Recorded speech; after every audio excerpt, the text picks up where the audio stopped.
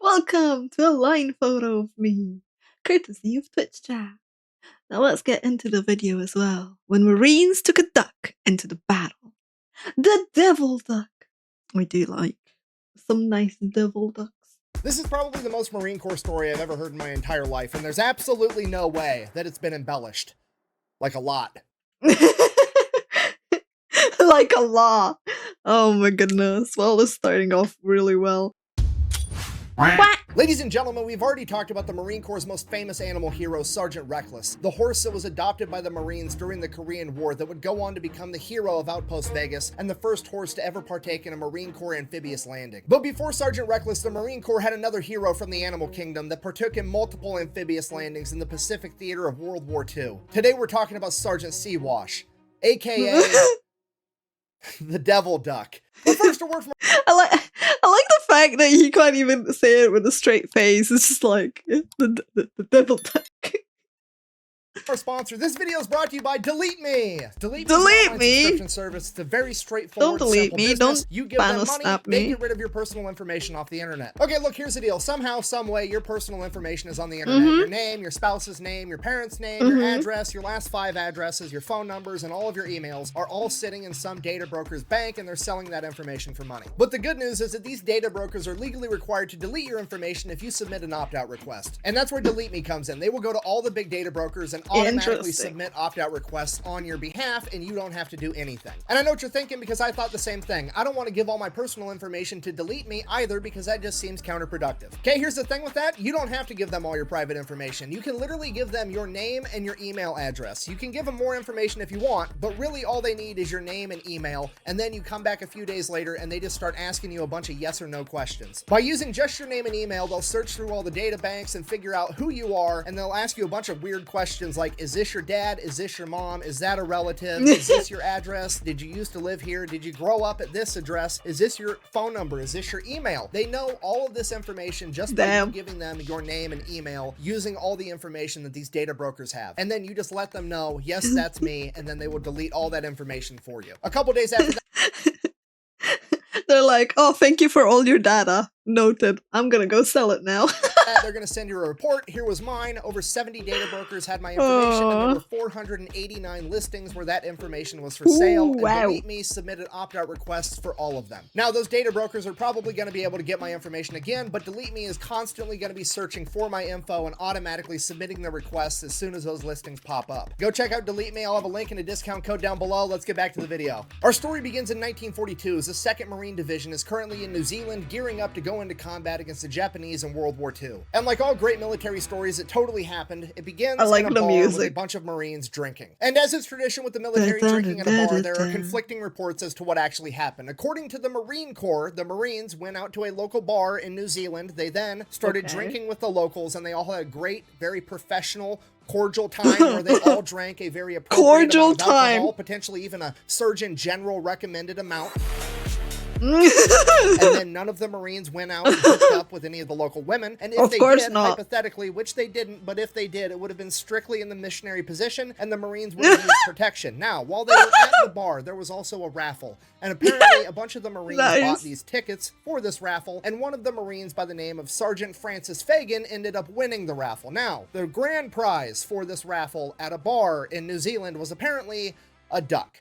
And that's what the Marine Corps says happened. Now, according to the other sources, most of the personal accounts of the Marines that were actually there, and quite frankly, common sense, says that the Marines were at this local bar partying their faces off like they were about to go into the biggest armed conflict the world has ever seen. And while they were there, some of the Marines were playing poker with the locals, and the Marines apparently took all of their money, and they came back to the table, and they're like, all right, well, here's my prize duck. I'm going to put that up as a wager. And the Marine Corps ended up winning that too, and that, again, was Sergeant Francis Fagan, a.k.a. Pappy. Now, personally, I'm going to go ahead and err on the side of the Marines got hammered at a bar and won a duck in a poker game, and the chain of command didn't want to get in trouble for associating the Marine Corps with gambling, so they just made up some weird shit, like apparently bars in New Zealand raffle off ducks, but you can go ahead and apparently they raffle off ducks. I mean, you know those games of trivia where you win weird shit? It's kind of like that. Oh. I pray decide to Delta. believe whatever you want. Regardless, either way, Francis Fagan, and by extension the Marine Corps, now has a duck. So what are the Marines going to do with a duck? Obviously, they take it under their wing. Nice. I'd like to apologize to the internet for making you a dad. I mean, to be fair, that is true. I kind of turned her into a bodybuilder for like 18 months between the two kids. Wow. Wow. Interrupting my history time. Sorry about that. Anyways, the Marines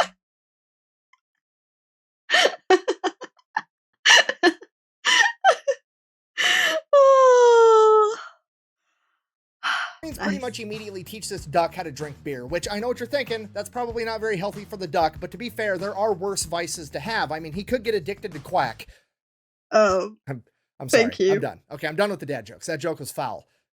Anyways, they become drinking buddies with this duck. He becomes one of the Marines, and then time comes for them to all go off to war and actually engage with the Japanese. Sure enough, they take the duck with them. Fast forward November 1943, the Battle of Tarawa. It's one of the bloodiest battles in Marine Corps history. Essentially, the Japanese have 4,000 soldiers dug in and heavily fortified on the Tarawa Atoll, and the Marines have to go in there and take them out. Now, what's unique about Tarawa is it is surrounded by coral reefs, and what that means is any traditional landing craft that America could use, like a Higgins boat, similar to what we used over in the European theater, would get hung up on these coral reefs, and the Japanese would be able to spray it with machine gun fire and artillery and mortars and kill absolutely everybody. The Japanese were so confident in these coral reefs and their fortified defenses that Admiral Shimasaki said that it would take 1,000,000 men 100 years to take Tarawa. But he didn't know that the Marine Corps had the LVT, the Landing Vehicle Tract, aka the amphibious tractor. Similar to a Higgins boat, except it had tracks on it, and then when it hit the coral reefs, it would simply drive right over the top of them. So November 20th, 1943, at 3 a.m., under the cover of darkness, 18,000 Marines and one duck would load into their salvage tractors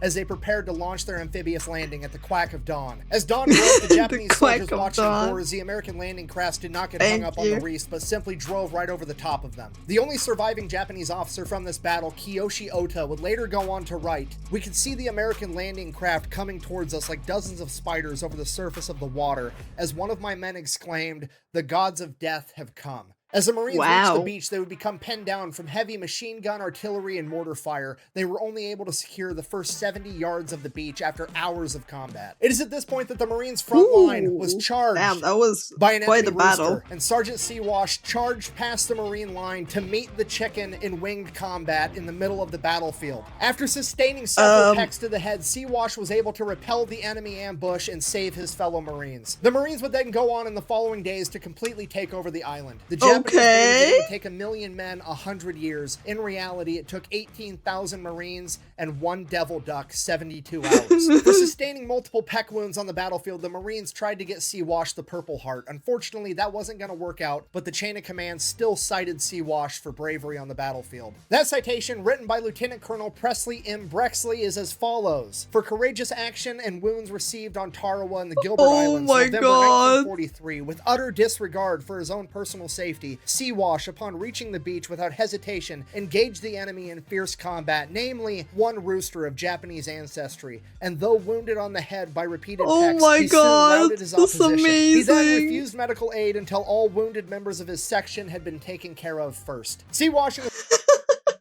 I twag. That is amazing.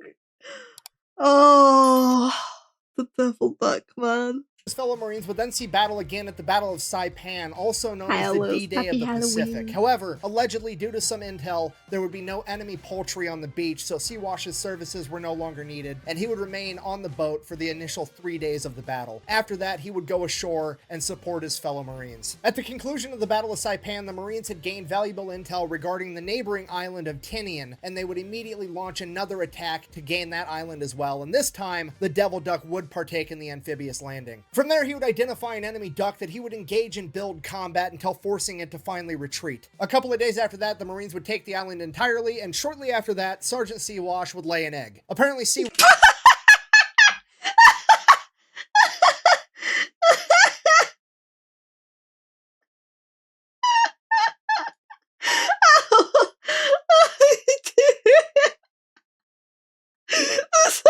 Seawash would lay an egg.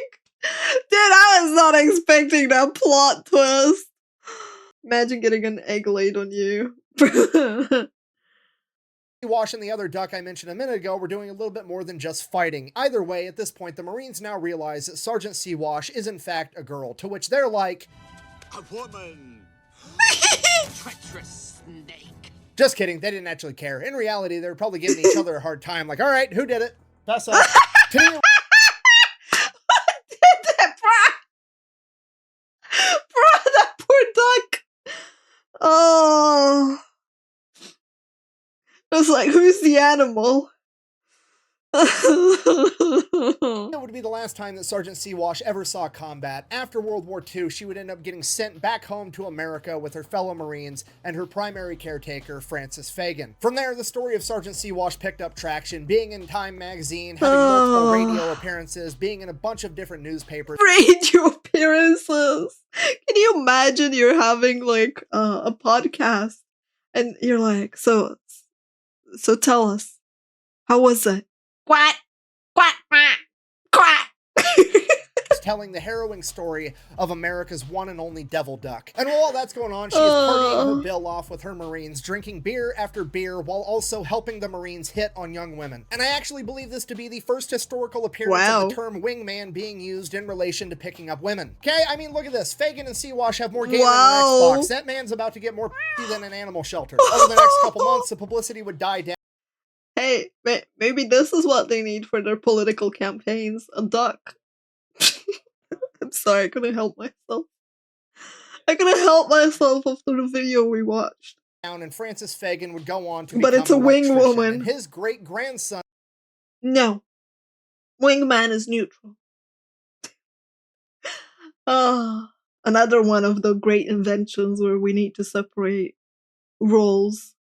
And would also go on to become an electrician that had a pretty decent-sized YouTube channel. No, I'm just kidding. I'm not related to this guy. Anyways, Sergeant Seawash would also then go to live on a farm for an extended period of time until being called back into duty during the Korean War, where she helped with recruiting efforts. After that, she would finally retire to live out the rest of her days in the Lincoln Park Zoo in Chicago before passing away in 1953 due to liver complications. Which... Liver complications,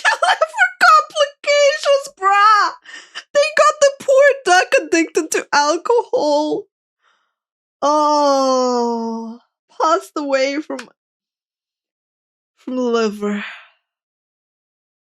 See, this is why you shouldn't drink alcohol, chap. Prompted the Marines to release a statement saying that there is no reason to believe that her liver complications were due to her excessive amount of drinking during her time in service. According to multiple newspapers, her funeral service was then held in a taxidermy shop where she was then stuffed and currently resides in the National Museum of the Marine Corps in Triangle, Virginia. So in conclusion, this has been the totally real 100%... That sounds so freaking wrong out of context. That sounds so wrong out of context, Jesus. Yes. Anyway, moving on. Cobra, thank you for the tier 1. I appreciate it.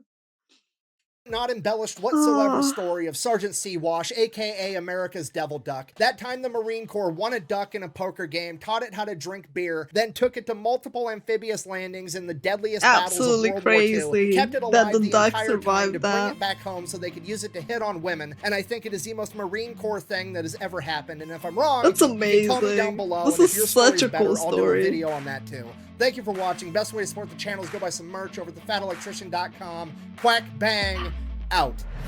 Quack quack quack quack bam. I feel like this is a spirit animal. It's very fitting for the quack. Quack bam. Devil duck. Very, very enjoyable story though. That was so cute, so adorable. Also they killed that poor duck with alcohol. 11 years though. How long did ducks live? Now I have more questions. Anyway, if you watched this on YouTube, thank you for hanging out up until the very end. Bye-bye, bye-bye, bye-bye, bye-bye, bye-bye.